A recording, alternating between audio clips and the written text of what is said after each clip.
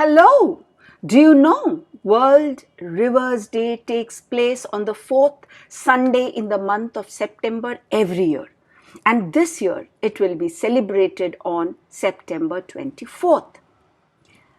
The first World Rivers Day was observed in 2005, following the launch that year of the Water for Life Decade by United Nations. And the proposal for such a celebration was initiated by renowned Canadian river advocate Mark Angelo. The celebration of the world's waterways on World Rivers Day.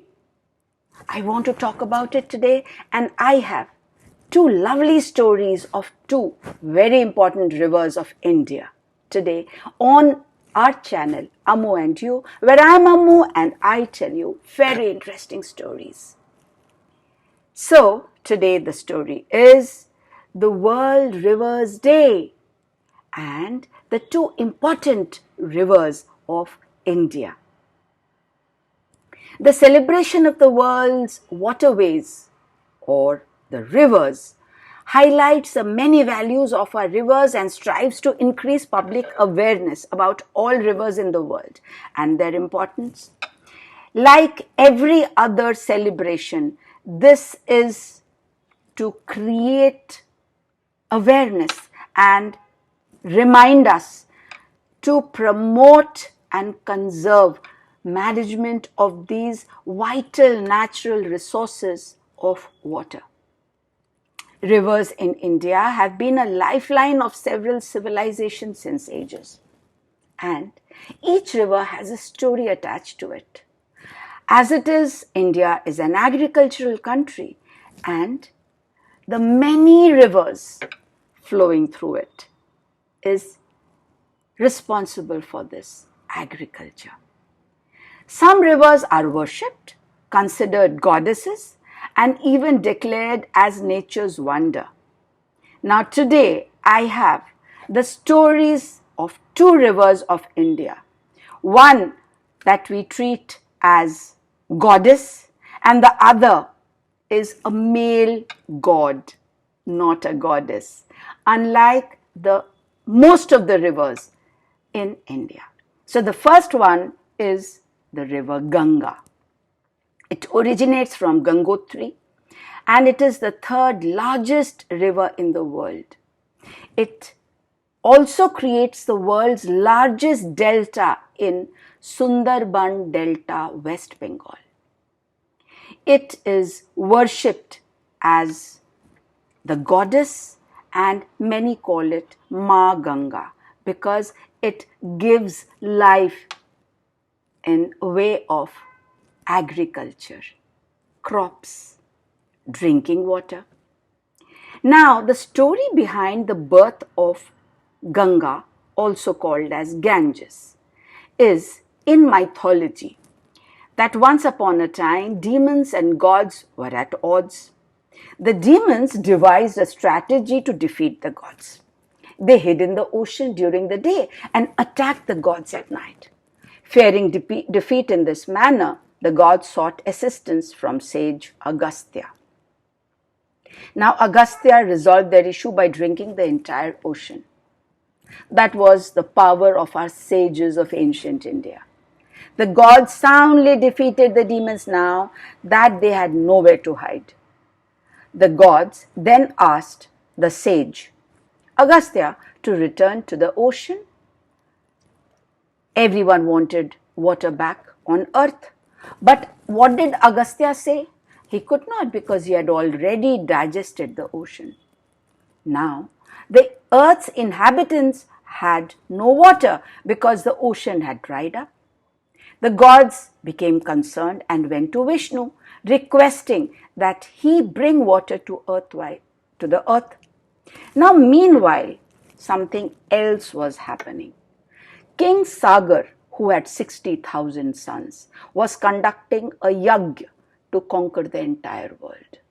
Now, as you know, that in ancient times, when such a yajna was performed, a white horse was sent to all the kings in their kingdoms.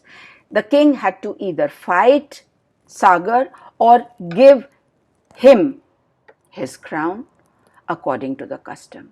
Now, Sagar wanted to become the most powerful by conquering the entire world in this manner. Now, Indra, Lord Indra, decided to take the horse and hid it in the ashram of sage Kapil. Sagar dispatched his sons to find the horse. They arrived at Kapil's ashram, but sage Kapil was meditating.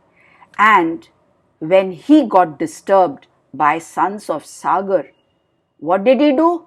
He just in anger reduced them all to ashes. Sagar was devastated by his son's death. He desired to cleanse his son's souls, but only the Ganga could do so by washing their ashes. Now Ganga had to be returned to earth.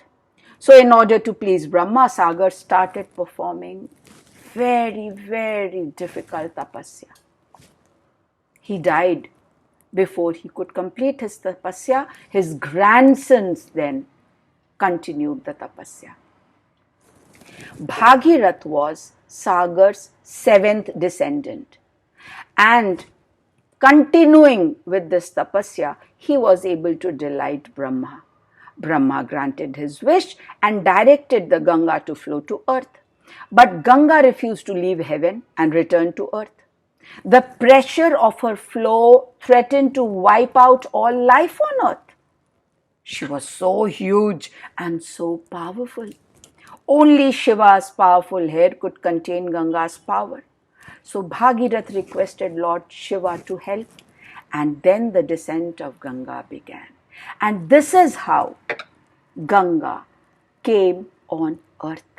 And that is why Ganga is also called Bhagirathi, because Bhagirathi was responsible to bring Ganga on this earth. The second story is about one of the largest rivers, Brahmaputra. And unlike all the other rivers that are considered as goddesses, this Brahmaputra is considered to be a male river. It originates from Yangtze Glacier in Tibet, and it merges into the Padma River of Bangladesh. It is also called as Sangpo Brahmaputra. It flows through Arunachal Pradesh to Assam, and it is a huge river. Now, how did Brahmaputra be born? So legend has it that Brahmaputra was a result of Lord Brahma's desire to give birth to a son who will help humanity. For this, he chose Amogha, a pious woman. After the child was born, he was placed near Kailash mountain. Kailash, where Lord Shiva was meditating. Suddenly, the child, a wonder child indeed, transformed into a huge body of water for the benefits of humans, saints, and devas.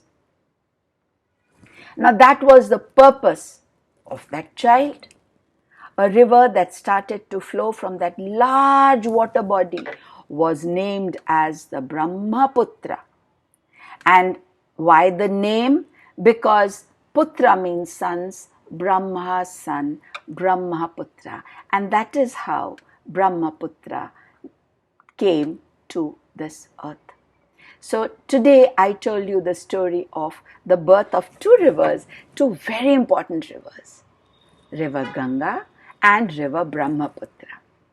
Now, friends, my little ones, little friends, do we really care about our rivers?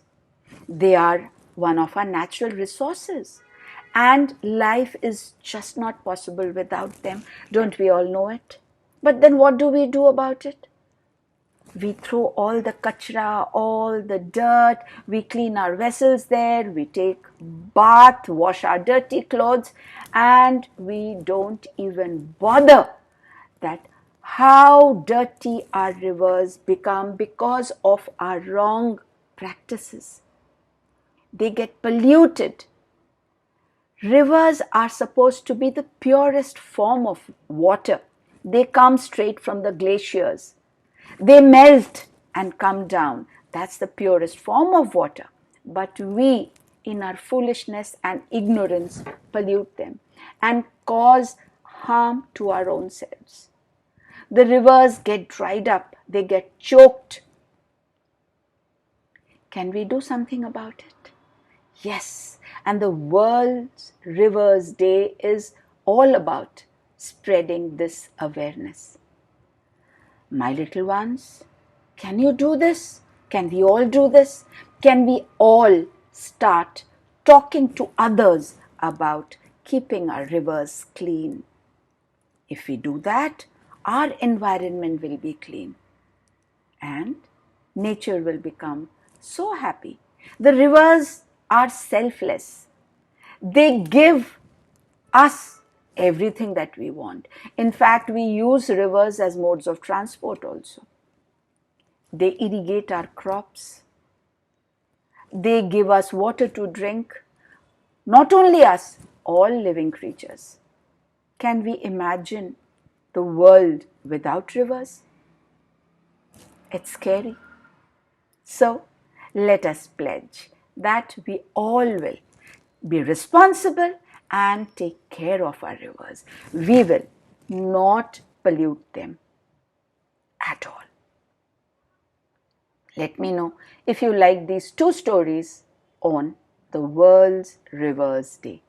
The story of the birth of Ganga and Brahmaputra. Let me know also your comments.